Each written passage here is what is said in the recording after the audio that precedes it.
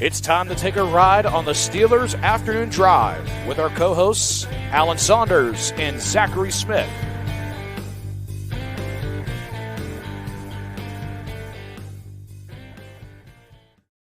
Welcome into another episode of Steelers Afternoon Drive. I'm Zachary Smith. That is Alan Saunders. Happy Monday to everybody, including yourself, Alan. A fresh start, fresh week, clean slate. Does it feel that way, though, for the Steelers, do you think? I don't know. It doesn't even feel like I don't know. It's a dreary day. It was like it feels like the day after a loss, even though it's 2 days after a loss. Does that make sense? Mm-hmm. Yeah, well, I was just saying, so I don't know how you're feeling about it.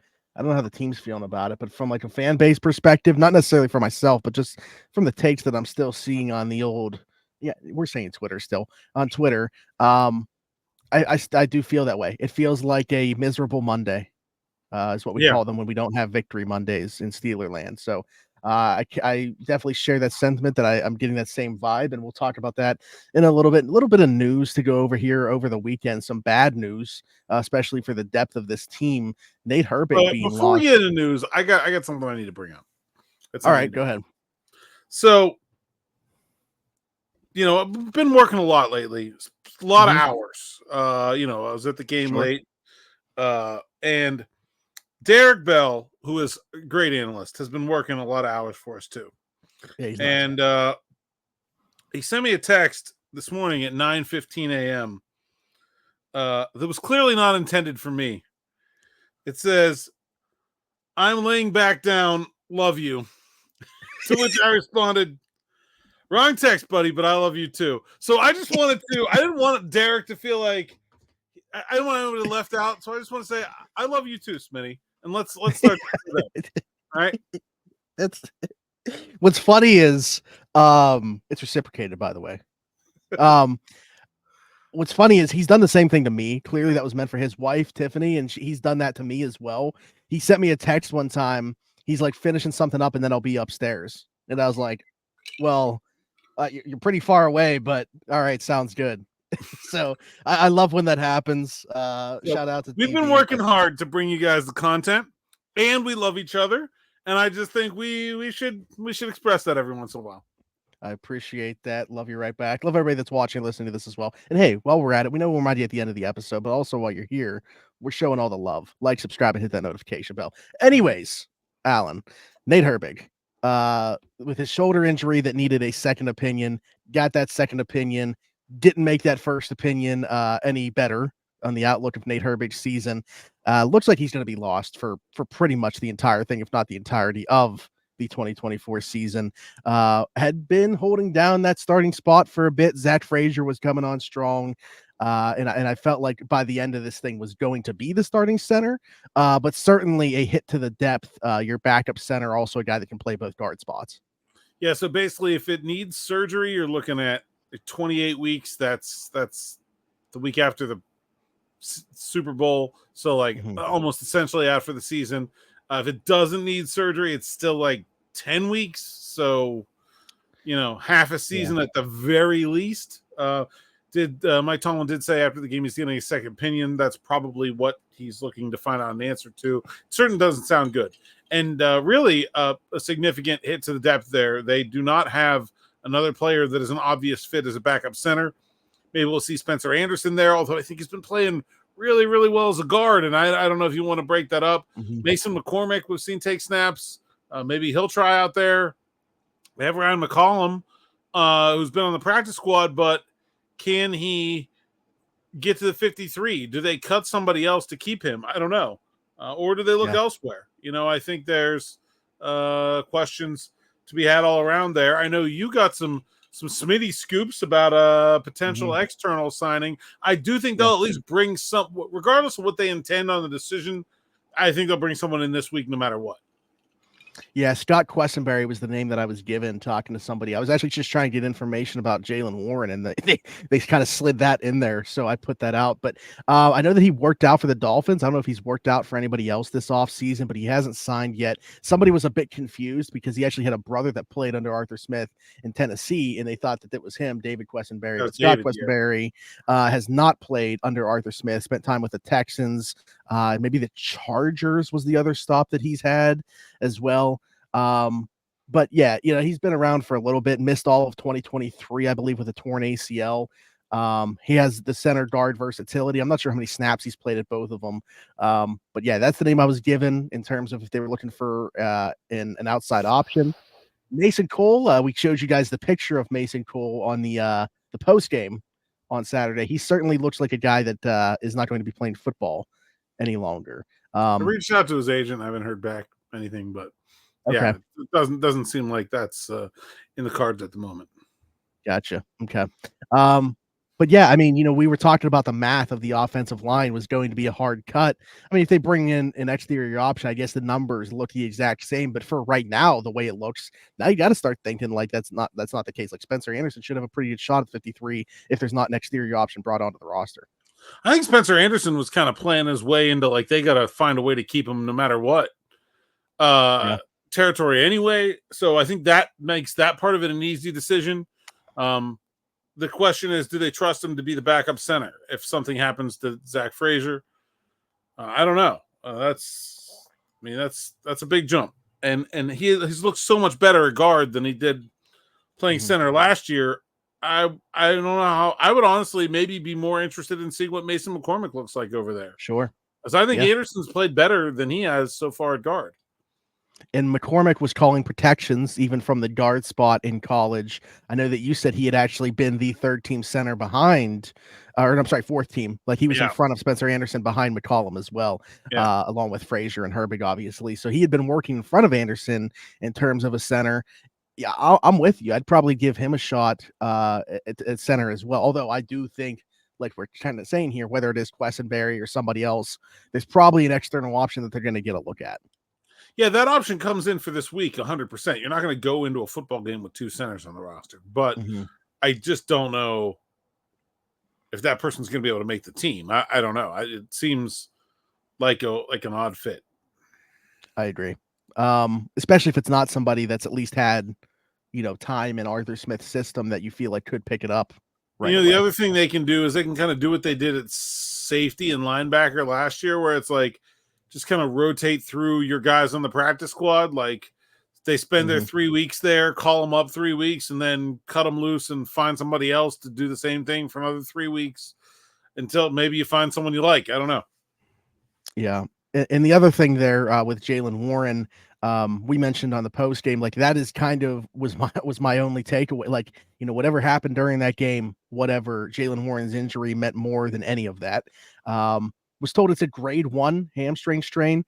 So, obviously the severity of these things can differ. You saw how much time Deontay Johnson missed last year and how much time we've seen hamstring injuries cost other guys, but they're cautiously optimistic about this. I know the timeline was put out 2 to 4 weeks, but the person I talked to said they feel very optimistic about him being able to go for that opener. But I would assume pretty much not going to see him until then. The thing about hamstrings is not the time frame. It's whether you can avoid re-injuring it. Remember, Pat Freiermuth got all the way to Thursday of a game week last year and was ready to go and then re-injured it. And he was out another 4 to 6 more weeks after that, wasn't it? It was a long time. It was significant. Yeah. I mean, so that's the real issue is, whether or not you're feeling good, you don't want to come back so soon that you re-injure it and then you're out even longer. So I'd be pretty surprised if we see Jaylen Warren in the opener. Not saying that it can't happen, but that time frame for a hamstring injury, that's right at the front edge of the curve there. And that's definitely in the man, you could push it too hard and get hurt worse territory, which I know, teams aren't going to want to do. So, man, I don't know what happens at running back. Cordell Patterson for me has not been very good looking. I know he's coming off that hamstring injury of his own, and that hamstring injury lingered for months, by the way. I don't know. I mean, I think Jonathan Ward has looked like a better running back. I think Michael Pirine has looked like a better running back. I think Aaron Shamplin and Dejon Edwards have looked like better running backs too. I don't know. They certainly don't have a ready replay, and Jonathan Ward, who's been the best of that other group, is hurt too. They certainly do not have a ready replacement. Is he a hamstring? Yeah. Jeez. Yeah. I don't know. Just from watching that last game, and again, this kind of goes into what we have said and what we're going to talk about here in a little bit in terms of, take what you will. I really liked what I saw from the Michael P. Ryan. Like, I mean, even on first watch, I thought he was pretty good. I watched it back. Yes, I've watched the game 3 times now. I was 3. pretty impressed with Michael P. Well, so I had to my original watch, I had friends over, so like wasn't paying all that much attention. So I had to watch it back just from like the TV POV, and then I dug into the all 22 today while I was working. Oh, okay. So, all right. Yeah, that's fair. That's fair. I didn't Yeah. get into the all 22 yet. And I'm because I thought P. Ryan was the best back though. So I know that we're talking about one game here. I just think that he's got more juice. We'll see how Ward can come. I mean, is Ward gonna even be able to go on Saturday? If he's not, man, I don't know. I would put P. Ryan on that opening roster if Jaylen Warren's not gonna be able to go. Yeah, I don't know. I think P. Ryan, you can put him on the practice squad and call him up, I guess. Yeah. Sure. You know, that feels like the move to me. Yeah, I would agree with that. But like you're saying, with it being like right, like they can be as optimistic as possible. I guess the question is like the ramp up period, if you will. I don't know if that's the right term to use there, but Jaylen Warren's obviously a guy that, you know, I don't know that he needs much of that to take place to be ready for week 1. But like, you know, what if it's not until like a couple days of that he starts to feel better? Like, what's your comfort level with throwing him out there into this offense? Yeah, I mean, I don't running back, I think, is one of those things where it's like 90% reaction anyway. Like I don't think that those guys need time really. I mean, I just think it's the health. That's the question and the problem with Warren and Ward. I don't know that you can really sit here right now and count on either of them. I think if P. Ryan had to go out there and play, it'd be fine. But that's not a real. I mean, the real takeaway here is Najee Harris is playing. Yeah. 90% of the offensive snaps in Atlanta. Like that's what this feels like to me. If you're Najee Harris fantasy owner, you're the only person that feels good about this. Otherwise, it's not very good for the Steelers. Yeah, absolutely. I want to get the people's takes on that in the comments, those of this show. So in the comments, let us know how you felt about Cordero Patterson's addition so far. Because I'm with Alan. We talked about this a bit on the post game.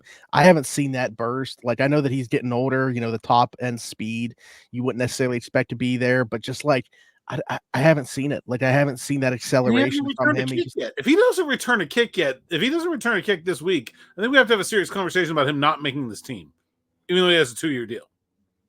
That's what I was gonna say. That is the only thing that I'm like hinging on by saying that he's going to be, is that it's a 2-year contract.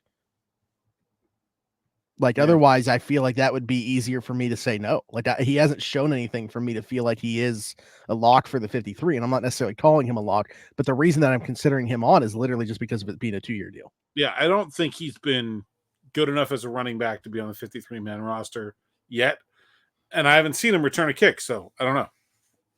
Yeah, absolutely. The main talking point, the meat and potatoes of this episode that I wanted to get into, I brought this up on Twitter. We talked about it on the post game. People in the comments have talked about it as well, but people in the comments have also proven this point to be true.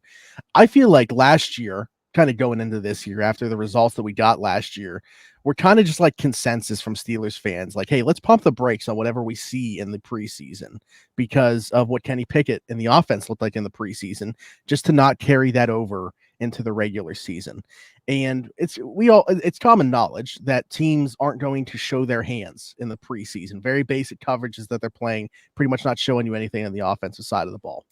That does not mean that you need to completely flip to the other side of that coin where it's all negative now. Like, taking basically that same approach, just the inverse of it.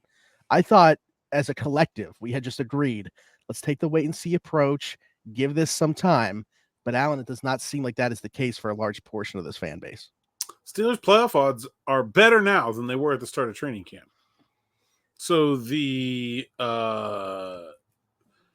people with the skin in the game do not see the Steelers as a worse team right now after 2 preseason games. I really feel like last year was the ultimate in, like, you really should not pay that much attention to preseason results. I don't know. I don't see any reason for negativity. I do think that people were, I think in some ways this could be seen as a healthy correction. I think some people were a little over optimistic about this team's chances this year. And when you look like they did in the preseason games, it becomes hard to retain an overabundance of optimism, right? Like, no, I don't think anybody is thinking right now like Super Bowl. And there were people telling me I was crazy for saying they weren't a Super Bowl team earlier. Like, we've cleared that up. But I think we've probably swung too far the other way in many cases as well. And I also think there is just a part of this fan base that really bothers me. And I don't try not to tell people how to be fans. It's not my job. I don't care. Do whatever you want. But like, I just find the people on Twitter who seem to like want the team to do badly so they can just say they were right about things to be deeply annoying. Like, I don't get that. You got a couple subsets of those people now.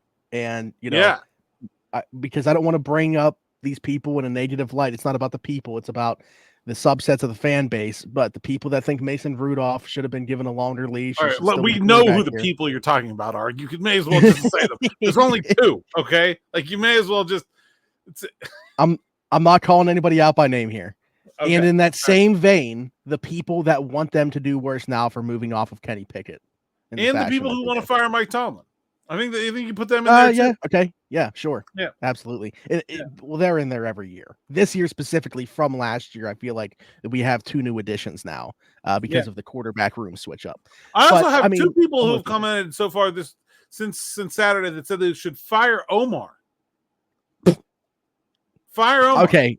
Listen, there's a lot of like, I'm pretty much willing to have a conversation about, I don't even know if I could have a legit conversation about that one and like try to make it seem like there's a reason for talking about it. Like, that's just too far on the absurdity scale for me to even try to have a conversation about. Like, can you imagine if an NFL team fired their general manager? Like, yeah, we just looked really bad in that one preseason game. Sorry, he had to go. Like, can you imagine if Art was out there? It's like, well, you know, this franchise hasn't fired a general manager in its entire existence, but when you lose 9-3 to the Buffalo Bills in the second Saturday of the preseason, you just got to go. Sorry, Omar. It's been nice. It was a very productive 25 years for you here in the franchise. Hit the road. Also, like, this isn't necessarily directly related, but I just thought about it. We know, like, we've said this before, DB's pointed out, like, Art has a way of spamming plays to begin with, but especially in the preseason, I think that first-team offense ran maybe 4 plays. Like, different plays. They're going to the place where he was just the coach. Anything that is new to this offense from last year, you will not see this preseason because they are going to know all those plays off by heart. He can't call them. He has to go into Atlanta with an entirely new script that is new stuff that he didn't call last year. So you're not seeing the vast majority of the offense in these preseason games because he's trying not to show it to Atlanta. Sure. And that's smart. It doesn't, they don't need to score points in the preseason to have success. It's not particularly relevant. Yeah. I also don't think it helps because I'll bring like the national level into this because you can talk about from a team perspective, like bigger picture season outlook stuff, because, Stephen A said they look like a team that's going to finish in 4th place because of their second preseason game. But you can also talk about like specific positions. Even with the quarterback position, people have switched their opinion on who should start for this team based off what they've seen in the preseason. And Alan, I mentioned before we started recording, there was certainly, people that said that Justin Fields should have been the starter to begin with, like before we even got into this action, just because of the age that he has, the decade advantage there on Russell Wilson, what he can bring with his legs to maybe elevate the floor of the player. And if there's a long-term option, I guess this kind of ties in with the age, it would be Justin Fields in their opinion. Now, if that was your opinion prior to, I get it. But I don't know how you could have seen anything so far through the preseason to make you switch on that opinion. Like if you were Fields before, you're still Fields now, fine. But if you were Russell Wilson should be the starter before, how have you seen enough to switch your opinion now to Justin Fields being the starter? I don't know. That doesn't make any sense to me. What did Russell Wilson do wrong exactly on Saturday? I don't think he was great, but there was not any mistakes. There was no negativity that he introduced. His offensive line got whipped around. He took 3 sacks and 5 drives, but he only had 2 incompletions. He threw the ball a bunch, both those incompletions were, one was a drop and the other one George Pickens came very close to catching. He couldn't do a whole lot more than that. I mean, I don't know. I just think I think, and I've said this before, I think in general, people, you're going to see this. You're seeing this in Chicago again with Caleb Williams. You're seeing this in Denver with Bo Nix. People, and I'm not talking about like professional evaluators, but people look at the quarterback position. They judge quarterbacks by the highlights when they should judge them by the lowlights. The lowlights matter so much more. You cannot do what Justin Fields did when he scrambled out of a sack, ran around, threw the ball through the hands of a Buffalo defender, and hit Des Fitzpatrick for a big play down the sideline. That is not a sustainable, plannable, game plannable, establishable part of an offense. It might work, but it's basically just random happenstance, okay? You have to have stuff that you do. We talked about this last year a lot with the Canada offense. It did not feel like they had stuff that they did successfully often enough to offset the mistakes they were making. And I think that's where you're going to go with a guy like Justin Fields, where he is right now. There's too many mistakes. And, you look at the very first plays in the game. He has a guy break wide open, stares right at him, doesn't throw it, runs out of the pocket, two guys coming back to him, both wide open, doesn't throw it, runs for a 2-yard gain. I mean, look, I just don't think there's anything that I've seen from Justin Fields that makes me think he's the better player right now. I just don't. I don't know where that's coming from. And I know where it's coming from like fans, but like to hear Dan Orlovsky say it, other than I will just say I really respect Dan's opinion, I strongly disagree. Yeah, I think. I mean, I don't know where he's coming from, to be quite honest. I wonder if it's just because going back to the mobility, if you really do have concerns about this offensive line, do people feel like that is maybe a way to mask it? Like he has the better chance of survival behind a bad offensive line. I mean, you think that, but he takes just as many sacks as Russell Wilson does. So, I mean, he can make some better plays with his legs. I just, I don't know. I think the negativity is still there. Yeah, I mean, I guess if you think this offensive line is just going to be trash all season long, then why not just have the guy who can run for his life back there? But I mean, look, I don't think that, and I don't know why anyone would think that. I think this is a young offensive line that's still growing, and I guess the reason I say that is because if you're going to take that overreaction about the quarterback position from this game, I feel like you would probably also take the overreaction about the state of the offensive line and the way that they looked, and kind of marry the two together. So if you feel that way about the quarterback position right now, you're probably panicking about the state of the offensive line as well. Yeah. I mean, I guess I don't really see any reason to panic about either of them. I didn't think they were going to be great. I still don't think they're going to be great. I do think they can be average, and with a great defense. And again, no one's talking about how good the defense was in that game. Without Cam, without TJ, without Alex Highsmith, they were dominant. If you have average offense and great defense, you have a good team.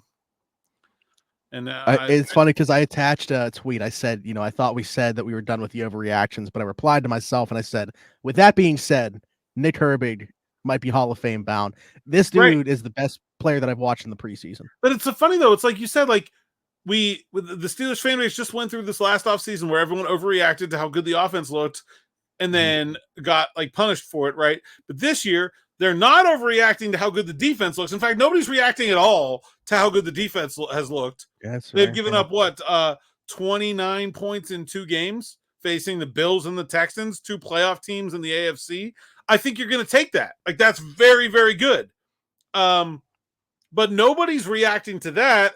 People are only reacting to the negativity on offense, and I don't know why. Other than like we were talking about before, there's a whole lot of I told you so's in there about people who wanted them to do one thing or another and are just more than happy to sling mud whenever things don't go well.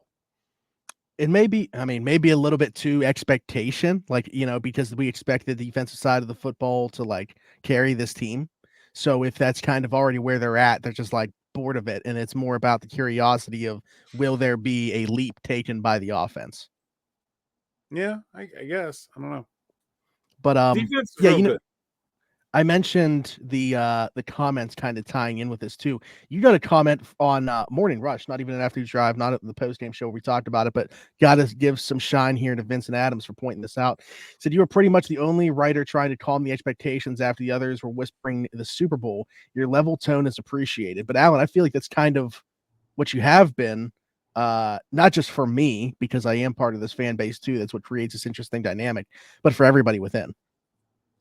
Yeah, that's kind of my role. It's like my job, right? When everybody is high, I'm supposed to be the one that, it's like, hey, slow down. And when everybody's too low, I'm supposed to be the one like, it's not that bad. I'm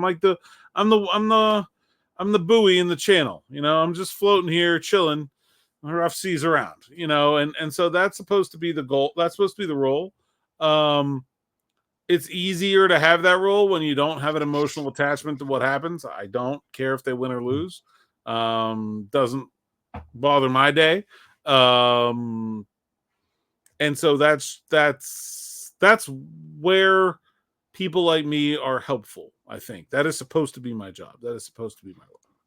I can already see too, because I've seen some of the comments about it. I mentioned Mason and Kenny earlier, and we know how that went last year, where everyone just thought you were a Kenny truther and a Mason hater. I can see that going the same way with their comments this year with Wilson and Fields. It's going to, like, I've seen it a little bit already. Not saying that I believe it. I'm saying that I think that that's the dynamic that's going to end up happening here. Yeah, I don't know. I mean, you look at their career, look at the back of the football card. I think it tells the story pretty well. So just to kind of, I guess, wrap this all up with a bow in terms of the thoughts and how much, if any, stock should be put into the preseason. What is your general take that it really shouldn't be any? Like, how do you go about evaluating what takes place in the preseason? I guess I think team evaluations in the preseason are very fraught. You're not having all your players play together. You're not playing against all the starters for another team. You have like weird and hard to control circumstances and situations. I think team evaluations in the preseason are pretty garbage. I think you can make player evaluations in the preseason.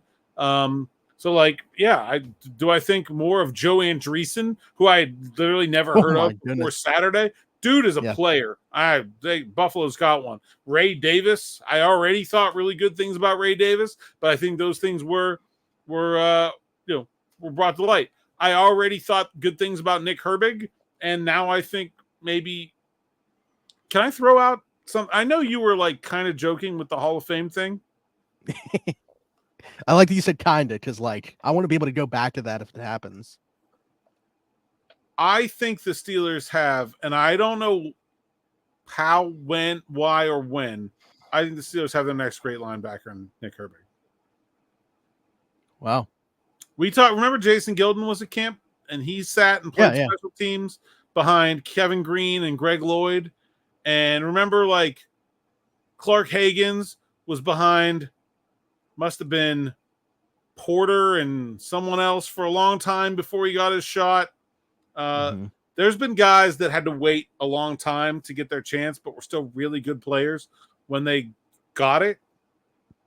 I mean, TJ's not going anywhere for a while, at least not to my expectation. Yeah. Alex Highsmith just got a new deal. I think Nick Herbig is a heck of a player. That's the thing for me, is like the timeline, right? Like, are they going to be able to retain him with those two still here, or will he look for, an opportunity to go elsewhere because of playing time? That's the thing. I don't know. I mean, I think you're right, but I think I think he's really good. Yeah, I would agree. So hopefully they are able to keep him because I certainly think on that second contract that he would sign, he would become a starter in that period of time for sure. It's just, can we get him? Can we get him there? Well, do you think like if they just make like a pinky promise that he'll accept that? I don't know, but I think he's really Scout's good. honor. I think he's really good. All right, Alan. Anything else? No, man. Somebody asked on the comments the other day if I was drinking whiskey. No, it's just iced tea. I just want to clear that up. Yeah. I mean, although I guess the show may be better if I chugged about a quart of whiskey throughout the 30 minutes. I may be dead at the end of the 30 minutes, but it would certainly be very entertaining. Maybe we have one of those late night shows we talked about doing. Maybe we'll just no, that's not a good idea. Let's not even plant that seed. Yeah, no, because the comments will end up saying that should happen, and we don't want to go down that path. But the good news is you aren't at least taking an afternoon drive, because then we'd really have a problem if we started incorporating that. So there's no drinking. There's no drinking and afternoon driving. No, nailed it. Absolutely not. Alan, tell the people where they can find you. Saunders_PGH on X, Instagram, TikTok. PGH Steelers Now is the site's account, SteelersNow.com. You missed our best sale ever, but it is still a very good deal to sign up for SN Plus and get all the best stuff for myself, Derek Bell, and the rest of the Steelers Now team. So do that. If you missed out, I'm sorry. I'll make it up to you somehow. I don't know. I'll send you a sticker. How about that? Sign up. If you sign up and pay full price, I'll send you a that's all I got right now. I'm sorry you missed it, but we'll do the best. Yeah, there you go. I'll send you a sticker. And find us on TikTok, Steelers Afternoon Drive. Like, subscribe, hit the bell for notifications on the YouTube channel so you don't miss any episodes of Steelers Afternoon Drive, Steelers Morning Rush, practice reports, sights and sounds, interviews, post game, all the cool stuff here on the YouTube channel. Absolutely. And if you are listening somewhere else, Apple, Spotify, wherever you get your podcast from, be sure to leave us a 5-star review and subscribe over there. Just search Steelers Afternoon Drive. You can find me everywhere, Zachary Smith, PGH. For Alan Saunders and myself, thanks for jumping in. Take another ride on the Steelers Afternoon Drive.